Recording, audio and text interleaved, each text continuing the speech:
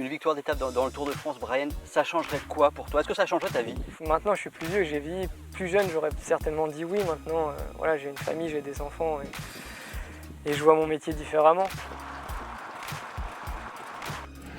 Je pense qu'il y a quelques années, je me suis un petit peu perdu à vouloir absolument passer encore mieux les bosses et j'ai un petit peu oublié cette fibre explosive.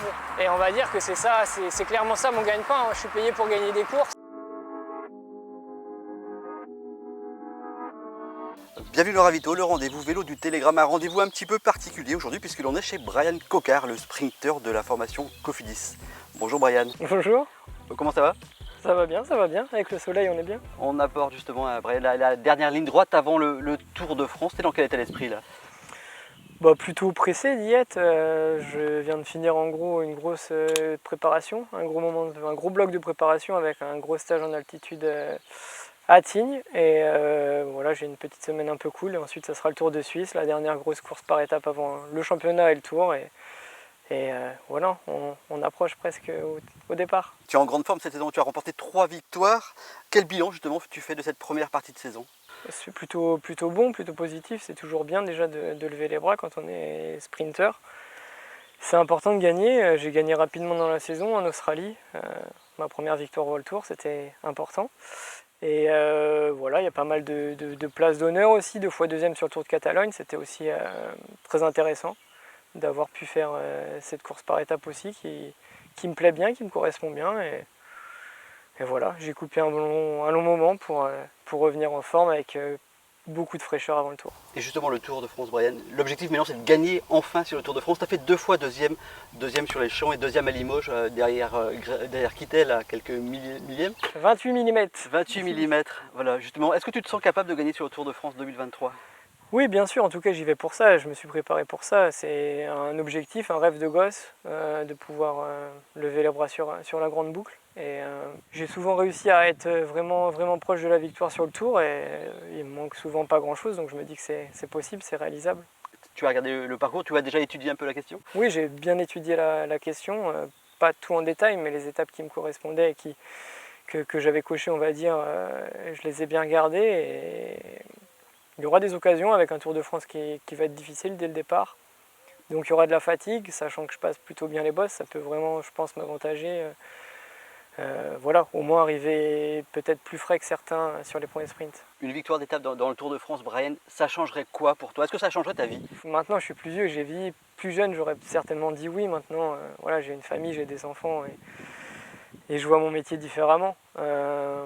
Après c'est sûr que ça serait un regret de carrière de ne pas réussir à lever les bras sur le Tour en ayant été si proche à plusieurs reprises. Donc ça pourrait être des regrets. Ça va être ton 6e Tour de France. Tu l'as préparé différemment?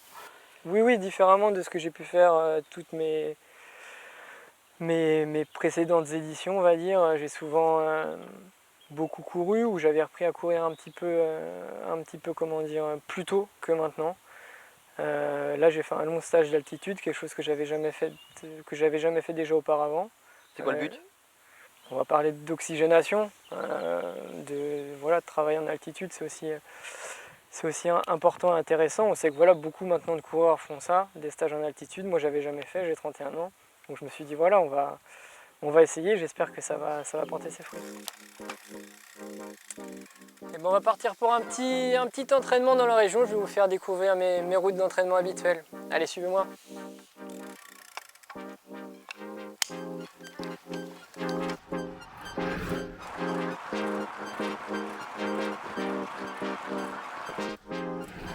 Je pense qu'il y a quelques années, je me suis un petit peu perdu à vouloir absolument passer encore mieux les bosses. Et j'ai un petit peu oublié cette fibre explosive. Et on va dire que c'est ça, c'est clairement ça mon gagne-pain. Je suis payé pour gagner des courses et c'est important d'être comment dire, toujours de plus en plus rapide pour réussir à lever les bras. J'ai changé d'entraîneur. Je travaille avec Vincent Villerius depuis 2 ans du coup. Et je pense que voilà, il m'a fait beaucoup de bien. on s'est vraiment recentré sur mes fondamentaux, sur le sprint et les efforts lactiques où je suis, on va dire, mes points forts, et c'est ça qui fait que je pense que ça marche bien voilà, depuis deux saisons chez Coff.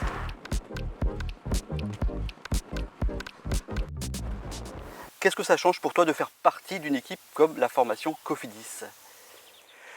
C'est, on va dire, beaucoup de pression, parce que Cofidis, ça fait très longtemps qu'ils n'ont pas gagné sur le Tour de France. Je ne sais pas exactement combien de temps, mais ça fait un petit moment. Et donc de la pression, mais aussi de l'ambition. L'objectif de l'équipe, c'est clairement de gagner une étape. Et on va tout mettre en œuvre pour réussir à le faire. J'aimerais bien que ça soit moi. Tu parlais du World Tour justement, Brian. Tu as gagné ta première en World Tour cette année, en janvier dernier, c'était lors du Tour Down Under. Tu as attendu 10 ans avant de gagner en World Tour. Pourquoi? Je pense qu'il y a beaucoup d'explications aussi, alors je vais pas dire simple, mais en fait j'ai tout le temps été dans des équipes Conti Pro.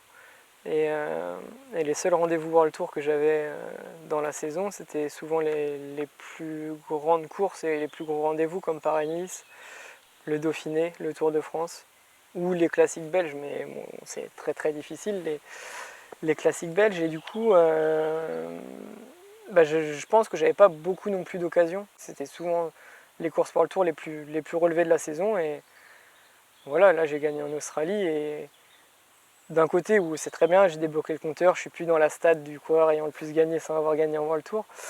Mais finalement ça change pas grand chose, parce que je pense que j'ai gagné devant des plateaux plus impressionnants et plus importants des fois que là en Australie. Et tu vivais comment justement le fait de ne pas gagner en World Tour? Ça te faisait un petit peu gamberger ou pas?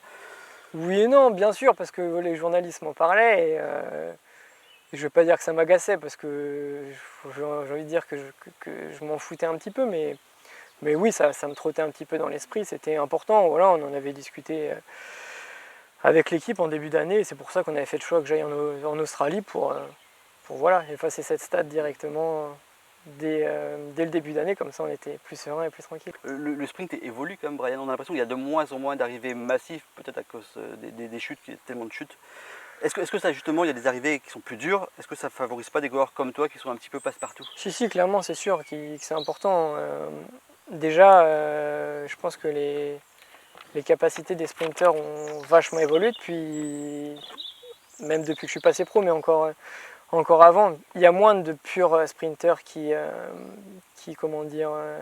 passent plus les bosses. Tu es au moins obligé de passer un minimum les bosses.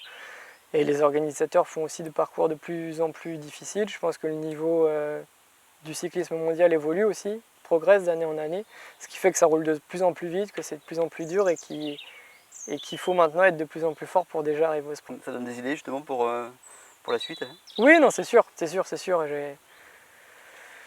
Pour parler du Tour de France, il y a beaucoup d'étapes qui paraissent difficiles, mais qui je pense, du fait de l'homogénéité du peloton, du World Tour et du coup du Tour de France, ça peut être des arrivées à une soixantaine de coureurs où je peux tirer mon épingle du jeu.